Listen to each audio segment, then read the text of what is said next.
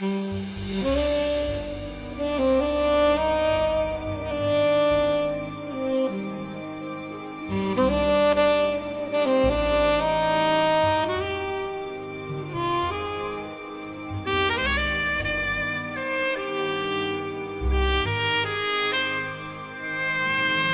listening to The Diarist, a Red Couch Black Dog production. Episode 4, Handsome and Charming Stephen Morris.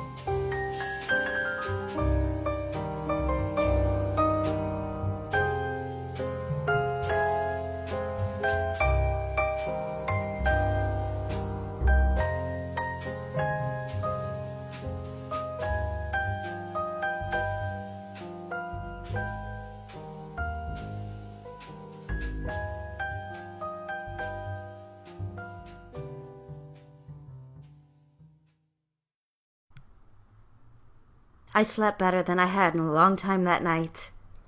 I woke with the morning light, and the colors were extravagant. I felt the gorgeous autumn palette was just for me. I dressed and made a coffee for myself, had one boiled egg, as was my habit. I found that staved off hunger until lunch, when I would allow myself a half a sandwich or a cup of soup and some saltine crackers. Yes, I was a girl of habit. On that account, I believe Mother was right, and that I would make a good mother. I was just finishing my egg when the doorbell rang. When I opened the door, a delivery man stood there with a long flower box. My heart leapt. I was sure they were from Richard. The ice age had ended and he was in love with me. I took the box. And when I read the card, I found that it was from Stephen Morris. It read, "Please don't think me too eager. Let me take you to dinner tonight at the Chateau Steakhouse." It wasn't a moment later that the phone rang.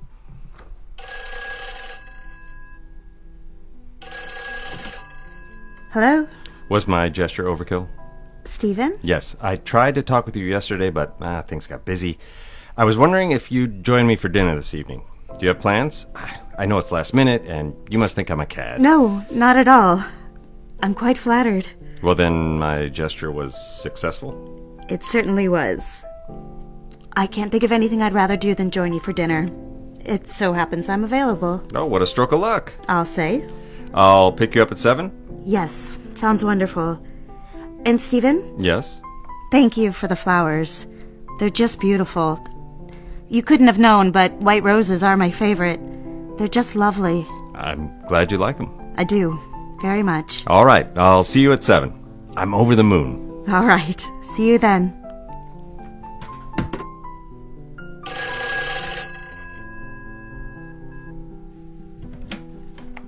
Have you forgotten something? Andrea, it's Mother. Who did you think it was? No one. How are you, Mother? I'm just fine. It's you I'm worried about. Why on earth? Oh, darling, your birthday is less than a month away. Yes? I haven't slept all night. Why? You won't be angry with me, will you? I don't... No, of course not. Well, I couldn't help but ruminate how depressed you must be. Why? I'm perfectly fine. Happy? Yes, in fact I am. Well, I don't know how you can be. What's that supposed to mean? Do you realize you'll be 25 and not married? Not even a prospect? What a cruel thing to say. Or think, rather. This kept you up all night. Why? Why is it cruel for me to worry? Just yesterday, Victoria McGinnis told me that Sarah is getting married, her youngest of 3 girls. Do you realize how old Sarah is? I have no idea. 20. Why do you compare 20. Well, do you know the next thing that came out of Victoria's mouth? I have no idea. She asked about you. And you've told her I've chosen to be a career girl? Are you being sarcastic, Andrea? How dare you talk with me that way? What if I weren't sarcastic? What if I'm not the daughter you wanted? Of all the things I could be, sickly, afflicted in some way, instead I work in downtown Manhattan for the largest All right. Enough. I can't bear to hear another word. Mother, did you honestly call me first thing Saturday morning to insult me? We're starting this again. You're going to berate me the first thing in the morning? No, I suppose not. I'm sorry. Well, I'm sorry too. Mother? I hate when we fight. I've met someone. A man? Yes. I think you'd like him very much. Oh, I knew there was a reason I should call this morning. What is he like? Is he from New York? No, Maryland. But he lived in New Jersey for quite some time while he was at Princeton. Princeton? Yes, he's very handsome. His name is Stephen Morris. Oh, Andrea, that is wonderful news. What does he do? Is he from a good family? Mother, he went to Princeton and studied art and business, a double major. Art? But of course he has business aspirations. He's the art director. A director? Do you suppose he'll be partner someday? Certainly. At Rothhays and Johnson or somewhere else. He's already in demand. You don't say. Yes. Oh, Mother, he's very handsome. He has blonde hair. Welsh? I think English. But his family is from Maryland. I bet they're important people. I should say so. The office manager, Ellen, told me they have several homes. One in the Adirondacks. Have you two been dating long? He's been asking about me for quite a while. He just sent a dozen roses and we're going to the Chateau Steakhouse. A dozen roses. Oh, and the chateau. That's quite fancy. That's fancier than the Lotus Room. Are you pleased, Mother? Pleased. More than pleased. I'm ecstatic. As soon as we hang up, I'm going to phone Victoria McGinnis. That girl of hers isn't much to look at. The youngest one, Sarah. For that matter, none of the McGinnis's girls were that much of a catch. Nothing compared to you, Andrea.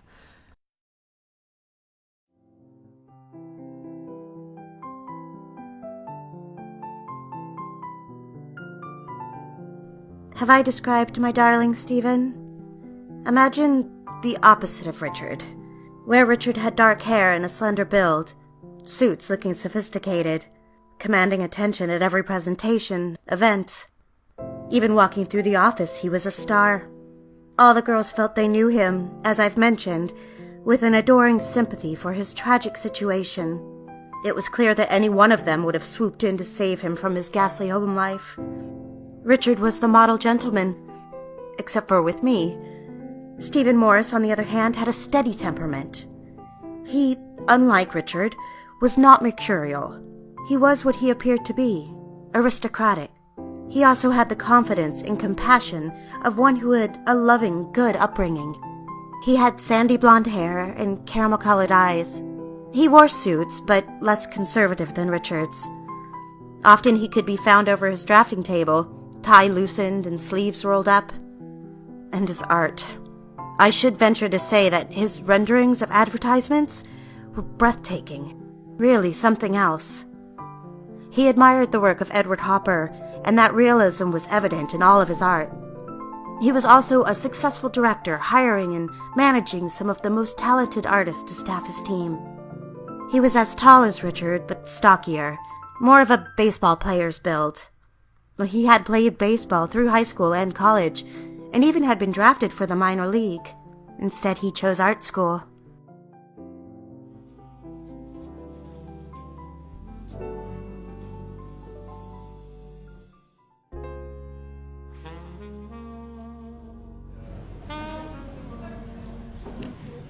Do you realize how long it took me to get the courage to ask you out on a date?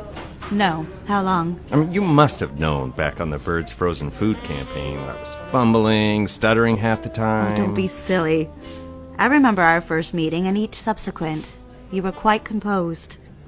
You know the girls are quite fond of you. Is that so? Well, there's only one girl I want fond of me.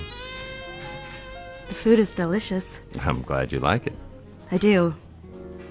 I'm so flattered that you asked me out. Flattered? Why would you be? I enjoy your company so much. I mean, you're very talented. That's nice of you to say. It's not flattery. I mean, your ideas are becoming the foundation for many of the campaigns. I miss working with you these last few months. Yes, I do too. I'm lucky Richard even gave me the opportunity. He's needed more of the secretarial work, and I'm happy to have my position. You know, you're different than a lot of girls. Are your parents forward-thinking? Well, no. And yes, quite literally.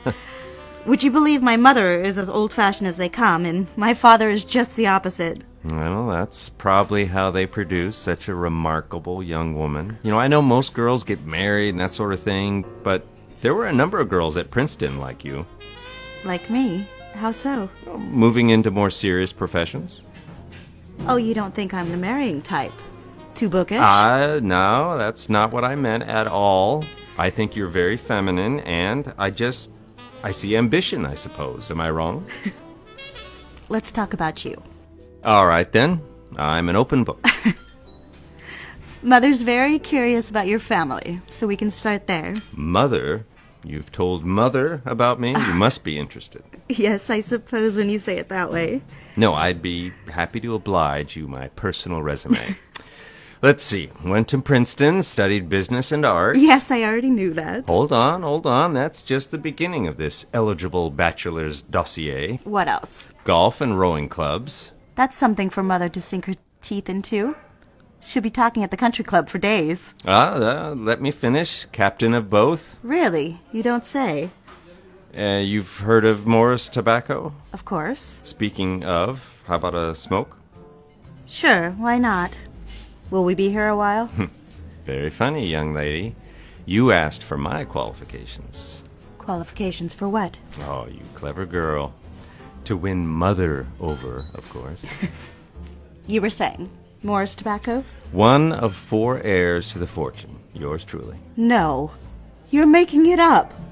You're an ad man. You're just trying to sell me the product. I thought the packaging lured you in. Yes, but... Really? You're an heir? Does that sort of thing impress you?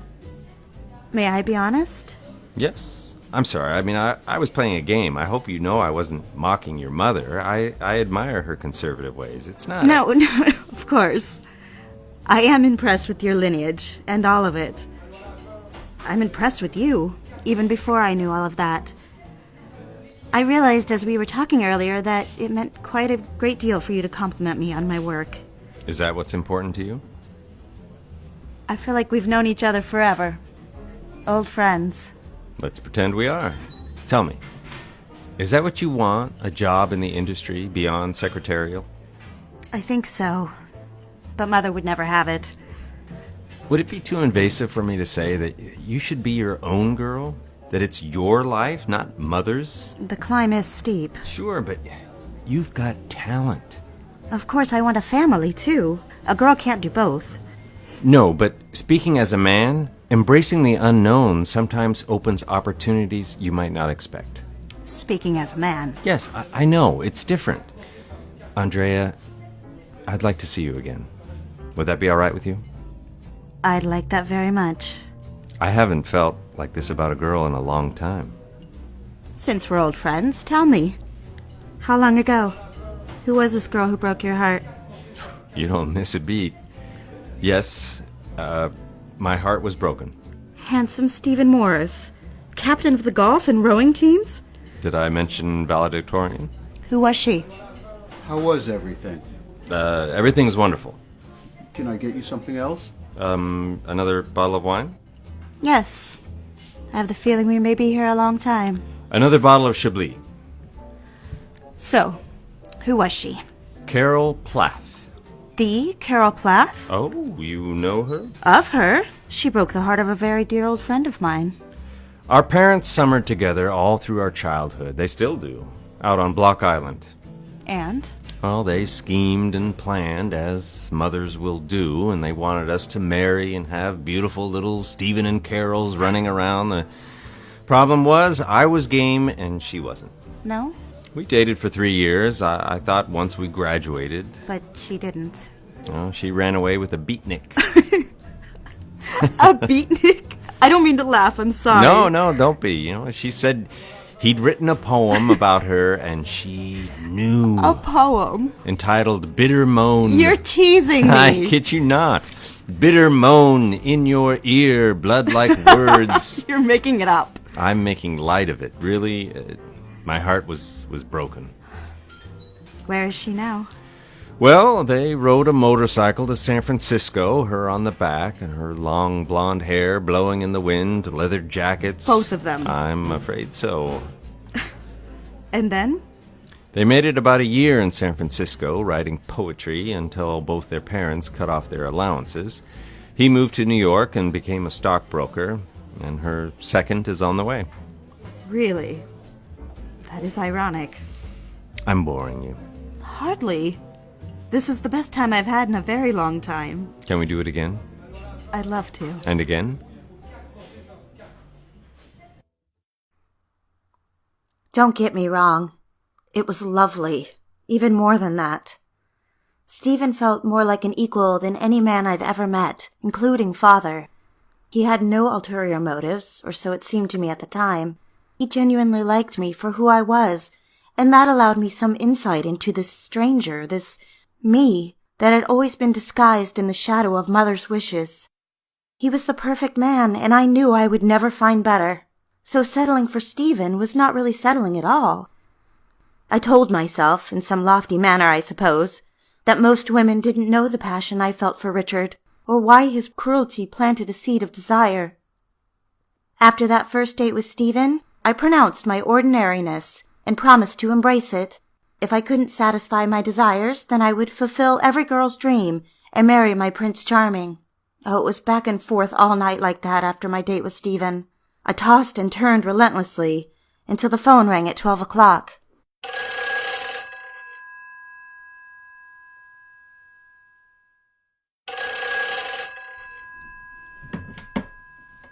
Hello? I couldn't wait. Mother? Tell me everything. Something.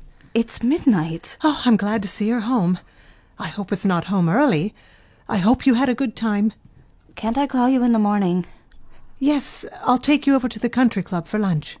Take the morning train and I will pick you up at the station. But did you have a nice time, darling? It was lovely. Do you think there's potential? Do you think you're the kind of girl he'd want to marry? The kind of girl? Oh, don't take it personally. You're the one who's branded yourself a career girl. Well, if you must know, he likes career girls.